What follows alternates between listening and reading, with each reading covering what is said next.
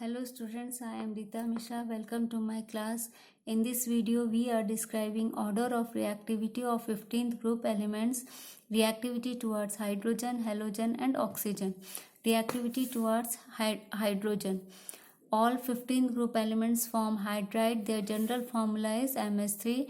M means element of 15th group like NH3 ammonia, PH3 phosphine, ASH3 arsine, SbH3 stibine, BiH3 bismuthine.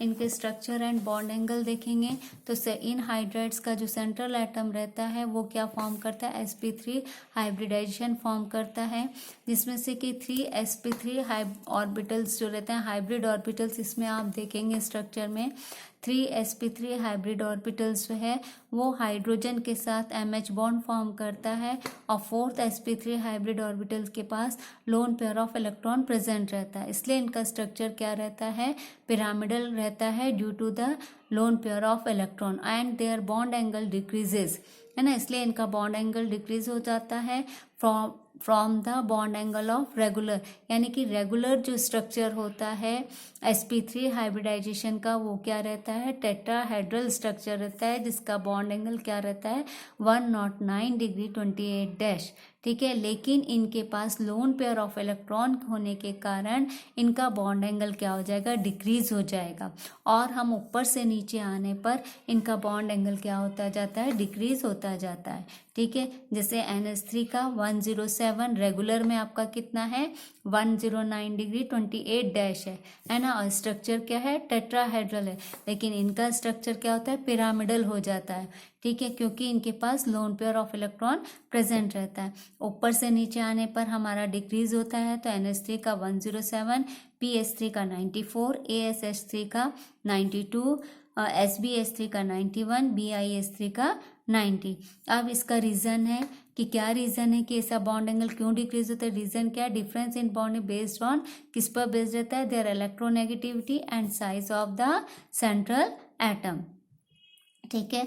जो bond pair electron है ये central atom से क्या था, it lie away from the central atom due to the repulsion between them, है ना, उनका repulsion जो है वो डिक्रीज होता जाता है, इसलिए इनका बॉन्ड एंगल क्या होगा, डिक्रीज होता जाएगा। अब इसके कैरेक्टरिस्टिक्स में आते हैं कि सभी हाइड्राइड्स क्या होते हैं, कलरलेस होता है, गैसियस स्टेट में होते हैं और कोवेलेंट नेचर के होते हैं।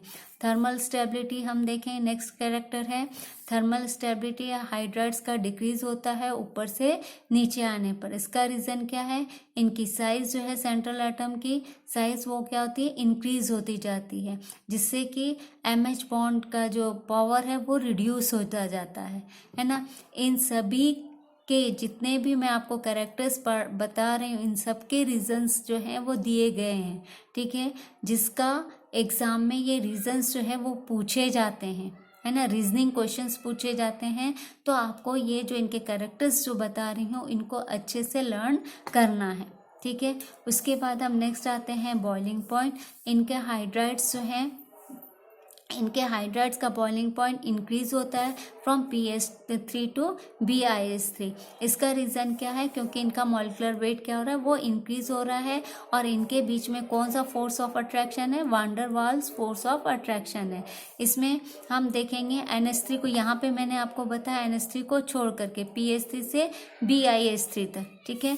NH3 का हाई बॉइलिंग पॉइंट रहता है क्योंकि इनके मॉलिक्यूल्स के बीच में कौन सा बॉन्डिंग रहता है, इंटर मॉलिक्यूलर हाइड्रोजन बॉन्डिंग रहता है, ठीक है। तो यहाँ पर NH3 का 238 केल्विन है, PH3 का फिर कम है 185 केल्विन है। तो मैंने जो आपको बताया यहाँ से बताया PH3 से BiH3 तक हम आएंगे तो इनका बॉइलिंग पॉइंट क्या होता जाएगा, बढ़ता जाएगा।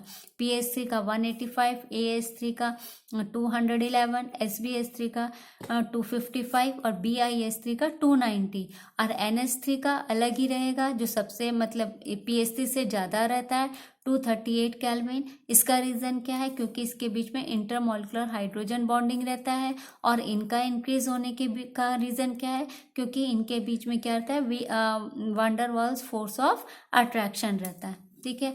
उसके बाद हम आते हैं बेसिक नेचर।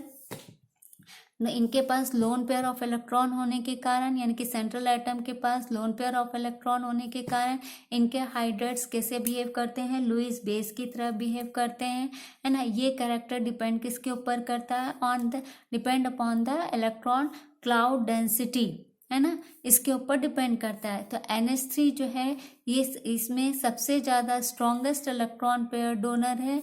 क्यों? क्योंकि इसमें N की साइज जो है वो बहुत ही छोटी है, ठीक है ना। Electron density of the electron pair is concentrated over small region, है ना। NH3 में जो इनका जो इलेक्ट्रॉन पेयर है वो क्या रहेगा, इसका स्पेस मतलब इसकी साइज छोटी है, तो ये पूरे एरिया में कंसंट्रेटेड स्टेट में रहता है, ठीक है।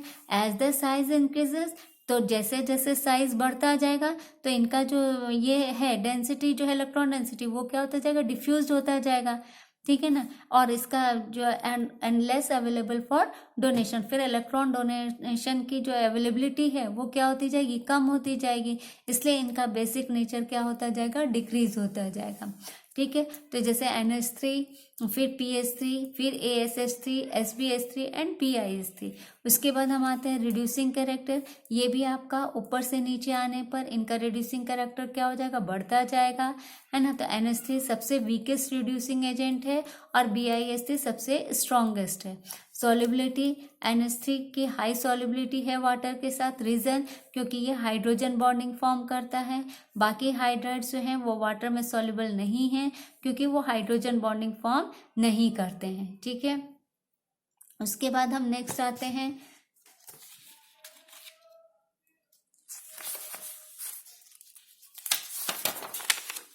है ना, रिएक्टिविटी टुवर्ड्स हैलोजन, ठीक है।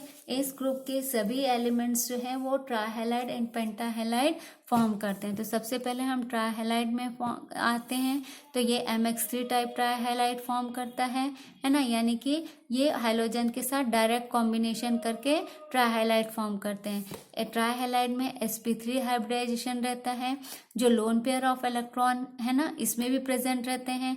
1 ऑफ द 4 जो है वो sp3 हाइब्रिड ऑर्बिटल फॉर्म करता है, इसलिए इसका ज्योमेट्रिकल शेप क्या रहेगा, पिरामिडल रहता है। और ये बेस कैसा बिहेव करता है, behave as a Lewis base. यहाँ पे आप देखेंगे ये आपका इस ग्रुप का एलिमेंट है, यानी कि 3 हाइलोजन के साथ, है ना, एक लोन पेयर ऑफ इलेक्ट्रॉन, इसलिए इसका शेप कैसा है, पिरामिडल है और बिहेव कैसा करता है, लुईस बेस की तरह बिहेव करता है। सारे जो हैलाइड्स हैं, ट्राइहैलाइड्स, वो कोवैलेंट के नेचर के होते हैं, covalent in nature, but BiF3 ये एक्सेप्शन केस है, BiF3 is ionic in nature, ठीक है। उसके बाद हम आते हैं नेक्स्ट पॉइंट में, विद द एक्सेप्शन ऑफ, यहाँ पर भी आपका एक्सेप्शन बता रहे हैं, NCl3, NB3 एंड Ni3। बाकी सारे हैलाइड्स जो हैं ट्राइहैलाइड्स आर स्टेबल। अब इनका अनस्टेबिलिटी का रीजन क्या है, इनके अनस्टेबिलिटी का रीजन है नाइट्रोजन। क्यों nitrogen, because of weak NCl NBr Ni bonds, large difference in atomic size. N की साइज छोटी है लेकिन क्लोरीन, ब्रोमीन, आयोडीन इनकी साइज क्या है, बड़ी है ना। इस रीजन की वजह से ये किस नेचर के होते हैं, एक्सप्लोसिव नेचर के होते हैं। उसके बाद हम आते हैं ट्राइहैलाइड्स ऑफ फास्फोरस, आर्सेनिक, है ना, एंड एंटीमनी। स्पेशली इनके फ्लोराइड्स जो हैं वो लुईस एसिड की तरह वीक वर्क करते हैं, है ना, लुईस एसिड की तरह वर्क करते हैं क्योंकि इनके पास लोन पेयर ऑफ इलेक्ट्रॉन इनके सेंट्रल एटम के पास प्रेजेंट रहता है, ठीक है। इसका रीजन क्या है, because of electron withdrawing inductive effect of fluoride, है ना। फ्लोराइड का ये है कि फ्लोराइड में ये प्रॉपर्टी रहती है कि वो क्या है, electron withdrawing inductive effect show कर देता है, and availability of vacant D orbital in central element, और जो सेंट्रल एलिमेंट है उसके पास वैकेंट डी ऑर्बिटल भी प्रेजेंट रहता है, ठीक है। इसलिए इनके ट्राइहैलाइड्स जो हैं वो कैसा बिहेव करते हैं, लुईस एसिड की तरह बिहेव करते हैं। अब हम आते हैं नेक्स्ट में, NF3 और PF3 को छोड़ करके बाकी सभी ट्राइहैलाइड्स जो है वो वाटर के साथ हाइड्रोलाइज होते हैं एंड क्या काम करते हैं, ये स्ट्रॉन्ग डिहाइड्रेटिंग एजेंट होते हैं और डिफरेंट प्रोडक्ट्स देते हैं, जैसे PCl3 वाटर के साथ H3PO3, HCl तो सभी दे रहा है, ASCl3 AS2O3 फॉर्म करता है, SbCl3 वाटर के साथ SbOCl है ना, BiCl3 वाटर के साथ BiOCl फॉर्म करता है। ठीक है, नाइट्रोजन के ट्राई हैलाइड्स का की इंस्टेबिलिटी का रीजन क्या है कि hydro due to the absence of vacant D orbitals, क्योंकि नाइट्रोजन के पास वैकेंट डी ऑर्बिटल प्रेजेंट नहीं रहता है। ठीक है, उसके बाद हम आते हैं पेंटाहेलाइड में।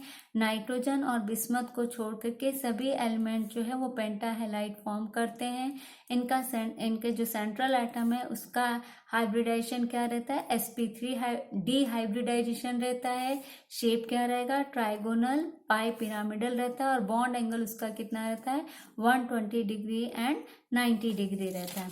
ये हम स्ट्रक्चर में देखते हैं, है ना। नाइट्रोजन जो है वो पेंटाहेलाइड फॉर्म नहीं करता है, उसका रीजन क्या है, unavailability of vacant D orbitals. ये भी क्वेश्चन पूछा जाता है कि नाइट्रोजन जो है वो पेंटाहेलाइड फॉर्म नहीं करता है बट फॉस्फोरस फॉर्म करता है पेंटाहेलाइड। फॉस्फोरस में वैकेंट डी ऑर्बिटल प्रेजेंट रहते हैं लेकिन नाइट्रोजन में डी ऑर्बिटल प्रेजेंट नहीं होते हैं। उसी तरह से बिस्मथ भी पेंटाहेलाइड फॉर्म नहीं करता क्योंकि उसमें डी ऑर्बिटल तो रहता है लेकिन उसके वो क्या शो करता है, इनर्ट पेयर इफेक्ट के वजह से वो पेंटाहेलाइड फॉर्म नहीं करता है। ठीक है, उसके बाद हम आते हैं reactivity towards oxygen. Group 15 elements directly और इनडायरेक्टली दो तरह के ऑक्साइड्स फॉर्म करते हैं। एक आपका E2O3 यानी कि ट्राई ऑक्साइड्स और दूसरा आपका E2O5 यानी कि पेंटा ऑक्साइड। ठीक है, नाइट्रोजन जो है कई तरह के ऑक्साइड्स फॉर्म करता है फ्रॉम इनका ऑक्सीडेशन स्टेट फ्रॉम 1+1 से +5, है ना। इनकी स्ट्रॉन्ग टेंडेंसी होती है नाइट्रोजन की जो कि क्या फॉर्म करेंगे, p मल्टीपल बॉन्ड ऑक्सीजन के साथ फॉर्म करते हैं, है ना। नाइट्रोजन की ये प्रॉपर्टी मैंने इसके पहले वीडियो में भी मैंने डिस्क्राइब किया है जिसका लिंक डिस्क्रिप्शन बॉक्स में दिया गया है, आप उसे देख सकते हैं। ठीक है, यहाँ पे इस टेबल में आप देखिए ऑक्सीडेशन स्टेट ऑफ एलिमेंट्स, है ना, +1 to +5, है ना, जिसमें आप देख रहे हैं कि नाइट्रोजन जो है वो पांचों ऑक्सीडेशन स्टेट शो कर रहा है।